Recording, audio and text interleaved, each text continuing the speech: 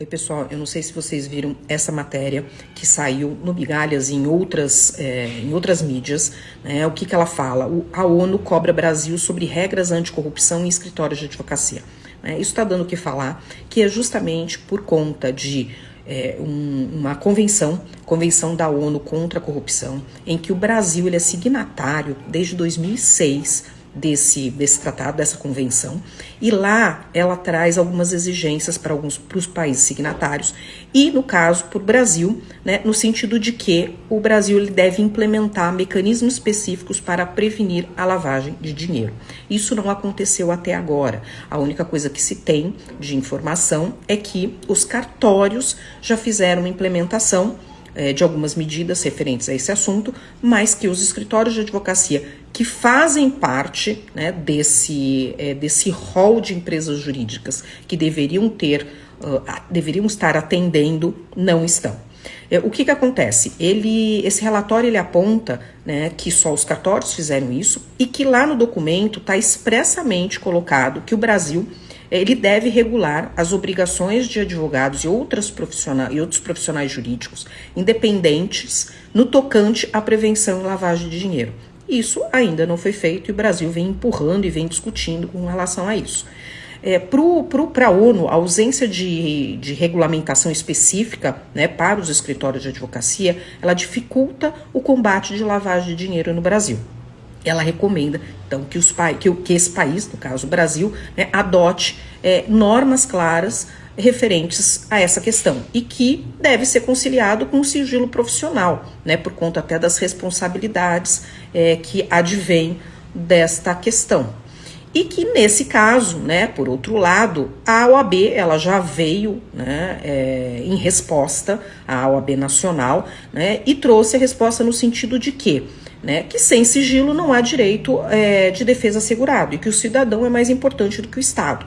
E ainda ele coloca aqui que a garantia do sigilo profissional, né, do advogado brasileiro é semelhante, inclusive, à proteção dos advogados americanos ou ingleses, né, e que esse sigilo, né, deve permanecer porque faz parte da profissão e que seria muito mais importante do que o Estado e que os maus profissionais não devem ser um pretexto, né, para que seja aniquilada essa garantia. E que, na verdade, não é essa questão.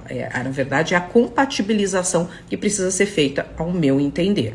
Né? Mas, para que a gente entenda um pouquinho, né, essa discussão aqui e para que a gente discuta aqui, porque eu quero escutar você, quero que você escreva aqui a sua opinião, né, a gente tem que lembrar que em 2013 houve a regulamentação, houve a publicação, na verdade, da Lei Anticorrupção, é a Lei 12.846 de 2013, aqui no Brasil, né, e dentro desta lei ela deixa muito claro que prevê responsabilidade civil e administrativa para todas as pessoas jurídicas.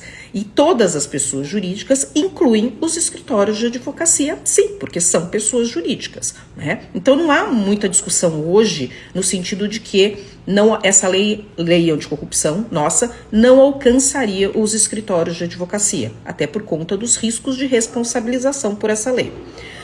A preocupação com compliance, né, anticorrupção, porque quando a gente fala em atender a lei anticorrupção, a gente está falando aí de um compliance anticorrupção, por parte dos escritórios de advocacia, deveria ser prioridade, tá? Por quê? Porque uma vez que você atende o seu cliente, né, orienta o seu cliente referente às condicionantes, né, disso, você também deve, né, estar enxergando para o seu lado, enxergando no seu escritório. E uma outra coisa que já está acontecendo, se ainda não aconteceu com você, fique atento, fique alerta, porque vai acontecer, é que hoje, por conta justamente da preocupação com compliance, com anti-suborno, com due diligence, que muitos escritórios, muitas empresas grandes já estão fazendo, elas estão condicionando nos contratos de prestação de serviço de honorários, né, justamente a comprovação de implementação de programas de integridade, que fazem parte da lei anticorrupção. A própria OAB, na época da discussão, né, do projeto de lei para publicar e regulamentar esta lei, ela veio com uma campanha, né, pró publicação, inclusive trouxe a questão de que era urgente a regulamentação da lei anticorrupção. Então, eu trago aqui para a gente levantar essa discussão no sentido de que, se a própria OAB ela viu a importância, né, da implementação dessa lei, né, por que os escritórios de advocacia eles não deveriam se submeter a ela? Né, já que a lei ela é muito clara com relação a qualquer pessoa jurídica. O que a nossa profissão, o que o nosso setor jurídico se distingue de qualquer outra pessoa jurídica, tá? Então fica aí, né, essa primeira indagação.